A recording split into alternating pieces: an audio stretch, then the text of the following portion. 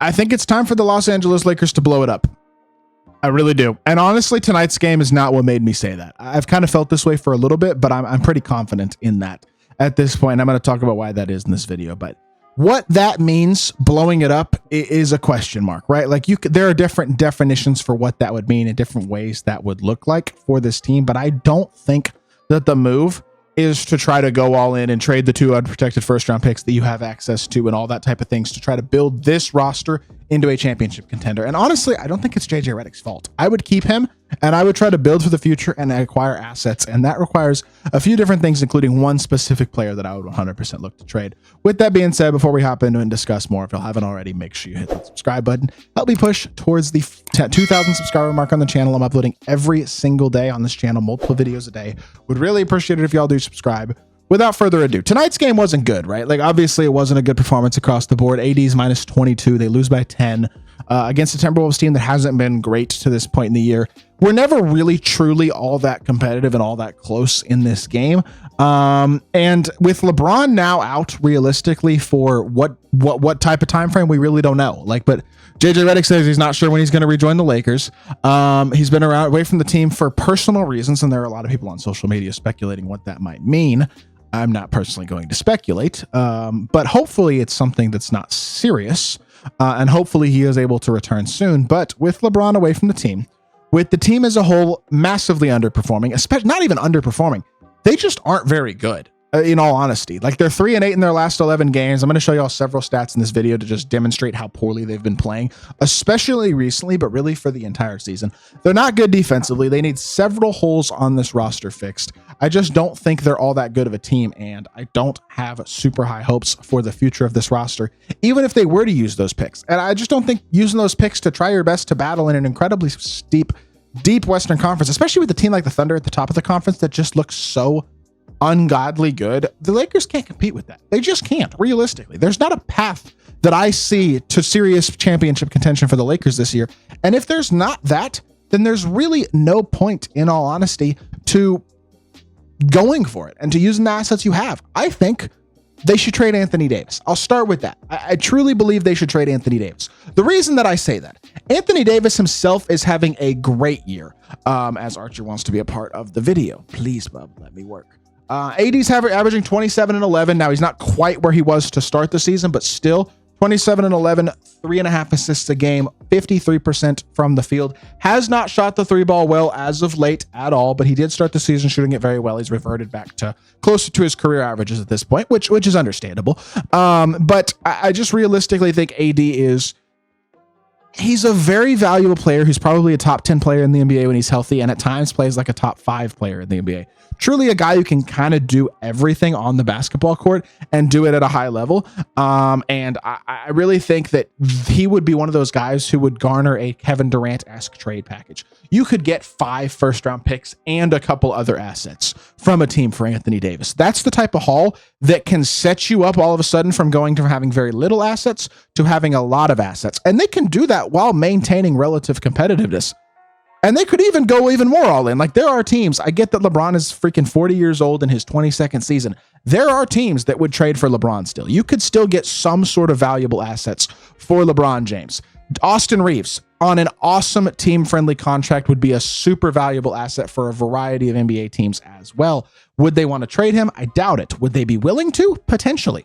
I just think the Lakers do have assets on their roster that could return them a pretty massive haul of draft picks and set them up to try to basically build for the future instead of being mediocre in the present. And honestly, not just mediocre. When you look at the recent numbers, they're pretty bad, like legitimately pretty bad. So I decided to go and look at the last 11 games, which is basically the most recent 11 games since they started 10-4.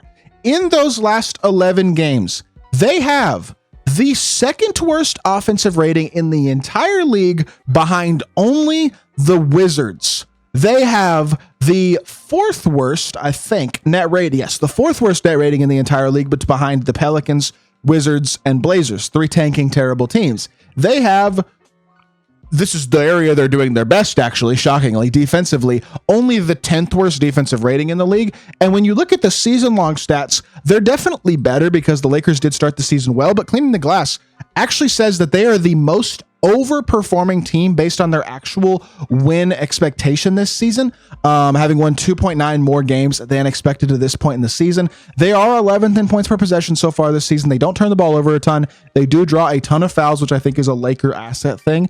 I think it helps to be the Lakers for that category. But they don't rebound the ball well on either end of the court. They don't get a ton of offensive rebounds. They're not a great defensive rebounding team either.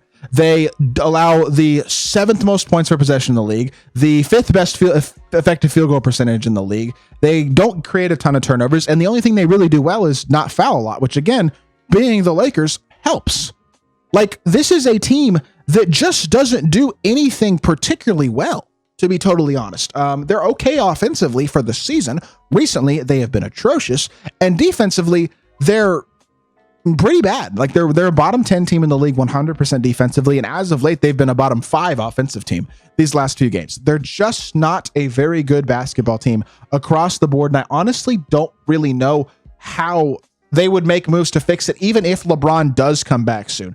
Because look, you have 2 first-round picks and some guys. Are you putting D'Angelo Russell, Rui Hachimura, and 2 first-round picks together to go make a trade? I mean, like, I feel like the Jazz are the most logical trade partner for them because they could use Walker Kessler, they could use Colin Sexton. But is D'Lo and a pick getting you both those guys? Probably not. Is D'Lo and Rui and a pick, is that worth doing for those 2 guys? I'm really not totally sure.